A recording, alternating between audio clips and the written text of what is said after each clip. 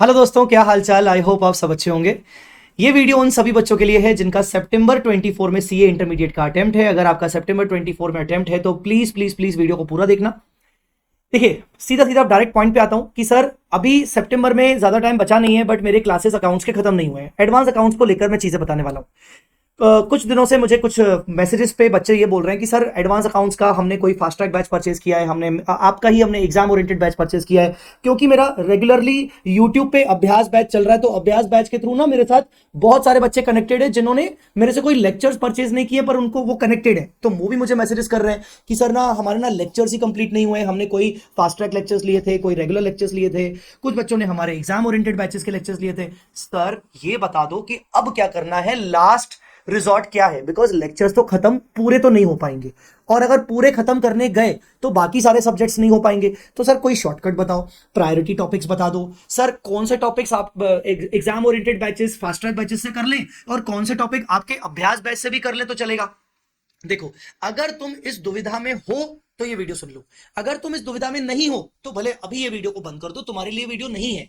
ये वीडियो उन्हीं सभी बच्चों के लिए है जो इस पर्टिकुलर दुविधा में हैं और उनको एक शॉर्टकट चाहिए। हाँ, इनको एक शॉर्टकट चाहिए। और याद रखना, ये शॉर्टकट मैं तुम लोगों को देने तो वाला हूं। हाँ, शॉर्टकट मैं तुम लोगों को देने तो वाला हूं। अभी दिखा नहीं रहा हूं, जानबूझ के ब्लर कर दिया है। बट याद रखना, शॉर्टकट के भी हमेशा कुछ कुछ डिसएडवांटेजेस होते हैं। तो अगर अब शॉर्टकट की जरूरत है ही तो ठीक है, मैं बता देता हूं क्या करना है तुम्हें, कौन से टॉपिक्स को तुम्हें कैसे प्रायोरिटी देनी है। पर थोड़ा सा ध्यान से। राइटिंग प्रैक्टिस, मैं पिछले एक महीने से बार बार कहता आ रहा हूं, राइटिंग प्रैक्टिस ही तुम्हें जिताएगी, राइटिंग प्रैक्टिस ही तुम्हें पास करवाएगी। तुम्हारे कॉन्सेप्ट कितने भी स्ट्रांग हो उससे फर्क नहीं पड़ता। Writing practice, writing practice. ठीक है, चलिए बात करते हैं।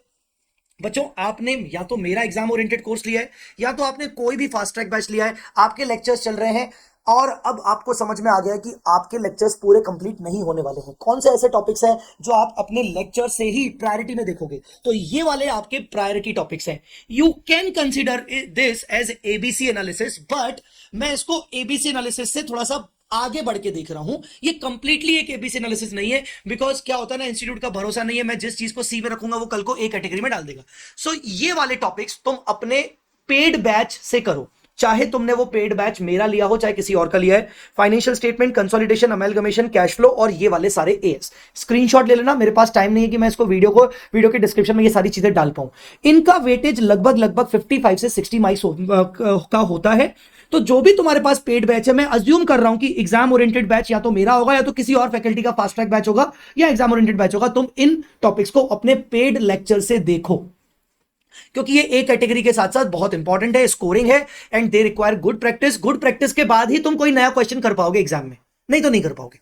ठीक है, आई बात समझ में। तो 55 से 60 मार्क्स तुम्हारे यहां कवर हो जाते हैं। तुम्हारे अगर इनमें से कोई ऐसे टॉपिक बचे हैं, इनमें से कि भाई तुम्हारा ब्रांच बचा है, तुम्हारा इंटरनल रिकंस्ट्रक्शन बचा है, या फिर तुम्हारे ये कोई टॉपिक बचे हैं, तो मैं तुम्हें ये कह सकता हूं कि अगर टाइम की कमी है, मैंने फिर से बोला टाइम की कमी नहीं है, सब कुछ हो चुका है, तो ये वीडियो तुम्हारे लिए नहीं है। अगर टाइम की कमी है तो तुम इसको मेरे अभ्यास बैच से देख सकते हो, रेफर कर सकते हो। अभ्यास बैच यूट्यूब पे चल रहा है, लॉजिकली अभ्यास plus fast track rapid revision, जो कि कंप्लीटली यूट्यूब पर अवेलेबल है, उसमें से देख सकते हो। फास्ट ट्रैक रैपिड रिवीजन से कॉन्सेप्ट्स स्ट्रॉन्ग कर लोगे और फिर अभ्यास बैच में आके मैं तुम्हें उसकी प्रैक्टिस करवाऊंगा। ठीक है, इसका कंप्लीट स्टडी प्लानर जो है अभ्यास बैच, एक एक lecture, topic by topic lecture, उसका लिंक, हर चीज मैंने इसकी स्टडी प्लानर के साथ दी हुई है। पीडीएफ में इस वीडियो के एंड में डिस्क्रिप्शन में डाल दूंगा। ठीक है, तो ये वाले टॉपिक तुम अभ्यास बैच से कर सकते हो चाहो तो, क्योंकि ये टॉपिक मैं अभ्यास बैच में प्रॉपरली करवाऊंगा। लगभग तुम्हारे 25 से 30 मार्क्स का वेटेज यहां से कवर होगा। ठीक है, सो अब बताओ कितना वेटेज हो गया तुम्हारा। मिनिमम 55, मिनिमम 25, ये हो गया लगभग 80 मार्क्स। भाई पहले से ही हालत खराब है, ठीक है ना, एक पांव पहले से ही कवर में चल रहा है, तो हम 100 मार्क्स का अभी इतना जल्दी नहीं सोच सकते। पहले 80 मार्क्स कवर कर ले, फिर बचे हुए जो रिमेनिंग टॉपिक्स हैं समय को देखकर समझ लेंगे, देख लेंगे क्या करना है।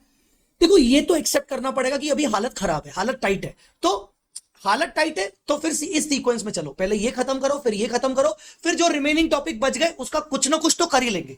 मेरी चार्ट बुक अगर होगी तो मेरे चार्ट बुक से कम रिवाइज करके चले जाना। ठीक है ना। कोई शॉर्टकट नोट्स होंगे तो कम से कम उससे चले जाना, दो चार क्वेश्चंस कर लेना। मैंने वैसे भी मास्टर क्वेश्चंस की पीडीएफ दी रखी है, उसमें से डायरेक्ट क्वेश्चंस देख के चले जाना, क्या पता 2 4 5 6 नंबर वहां से आ जाए। ठीक है, तो इस तरीके से तुम बाकी के रिमेनिंग टॉपिक्स को बाद के लिए रख लेना, देखते हैं 1 2 3 दिन में हम कैसे कवर कर लेंगे। सो बस यही एक बात बतानी थी मुझे आप सबको। याद रखना, इन टॉपिक्स में तुम्हें चाहिए प्रैक्टिस। कंसेप्ट 19 20 चलेगा, प्रैक्टिस 21 होनी चाहिए। तुम समझ गए कि मैं क्या बोलना चाह रहा हूं।